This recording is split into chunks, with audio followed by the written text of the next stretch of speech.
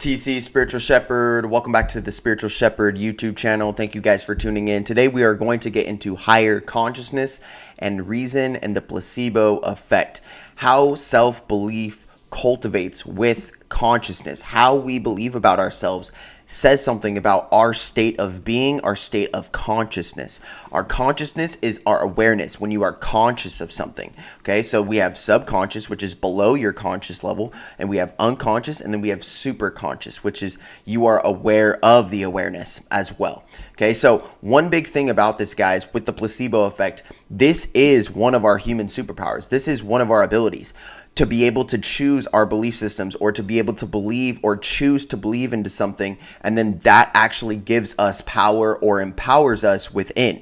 So one effect that we rarely study, that we haven't studied enough, is the placebo effect, where people are fed sugar pills compared to other different types of, they'll do double-blind studies, other things with placebos. And because that being, whoever took that placebo effect, thought that they got the cure, or they got the, type of medicine or whatever, and they believed it, they actually still cultivated the same exact stuff as if somebody took that exact remedy. Okay. Now, one big thing about this too is they actually did this. They did this on studies for people with skin diseases. They did this on study with people with eczema, with people who have paralysis or Alzheimer's or a multitude of things, and they convinced them.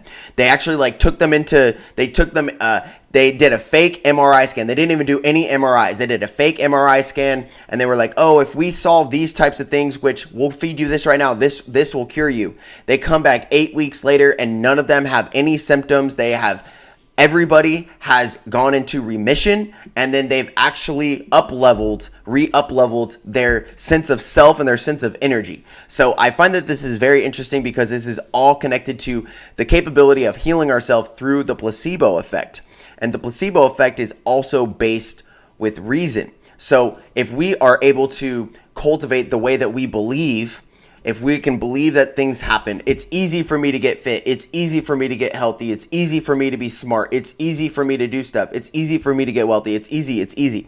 If you can convince yourself that things are easy, rather than we've convinced ourselves maybe our entire lives through conditioning, through generational conditioning, trauma, that things might be difficult or things might be hard, when in actuality, you've just convinced yourself that it's hard, and then therefore perpetuate that self-concept and belief system that it is hard. Okay, so with this consciousness scale, I'm going to put this consciousness scale right up here.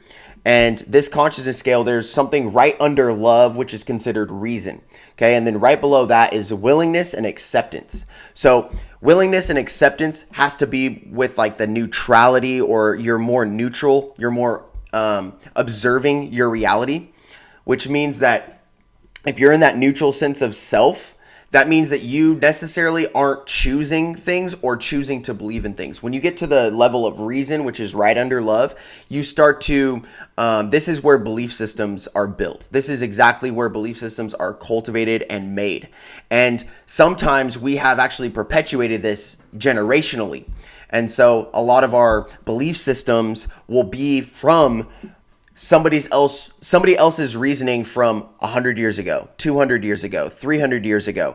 And it's just been passed down through tradition. It's been passed down through generations. And some of these are good. Some of these are bad. Some of these we can transcend. Some of these we can alchemize and transmute and move forward. We're like, oh, we don't have to necessarily do this, and this to receive this outcome. We can actually just do this to receive this outcome. And we have, I guess you could say, socialized doing this, and this, instead of just doing this that can get this outcome. And so we've complicated the situation, and by complicating the situation, we determine that as our self-concept, we determine that as our self-belief, or we determine that as our conditioning, or, oh, it's just this way. We've justified it. Justification is being the judge. What does the judge do? They justify whether something is good or something is bad, right? So it's just the same exact way. When you say the word just, you are justifying. That is the spiritual etymology, or the consciousness of the word, you could say, is that if you're justifying something, it means that you are saying, well, I can do this because this. You're giving yourself a reason. You're giving yourself a belief system. You're giving yourself, I guess you could say, like borders or barriers to say, well, if it's within these boundaries, I can do it. If it's not within these boundaries, I can't do it. So therefore, you're giving yourself a belief system. And that belief system is tied to reasoning. So you will cultivate, well, these are my reasons, or these are not my reasons. And that is what reasoning is. And so then once you get beyond the state of reasoning, you move more into love, which is more unreasonable. A lot of people realize that love is more illogical. Love is more emotional, which generally is also illogical, which is not a bad thing. It's actually a very powerful thing. The heart resonance actually resonates 2,000 times more than that of the electromagnetism of the brain. And so this is the same consciousness of the heart. As we use the heart, as we cultivate the heart space, and we move into that green ray, as we move closer into the heart space where we are empathetic, we're compassionate to people who are like us or even not like us, where it's more unreasonable. Okay, it's easy to like the people who like you. It's easy to love the people who love you, but it's harder to love the people who hate you. It's harder to love the people who despise you, who talk against you.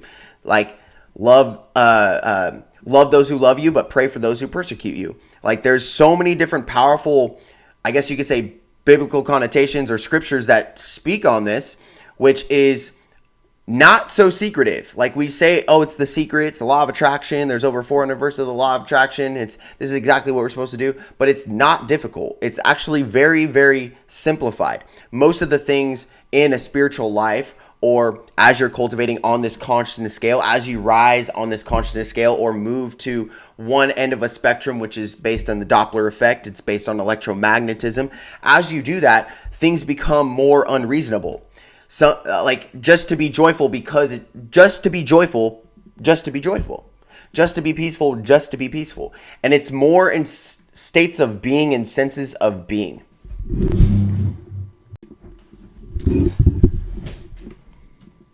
Now, with this state of being, as we transform and evolve this is cultivated with the light spectrum. So you can see that red, orange, yellow, green, blue, purple, you can see that. A lot of people in this day and age, including myself, are still transcending that of the level of fear and shame and guilt. Those are the three main low vibrations that are projected into the media, that are projected into the news outlets.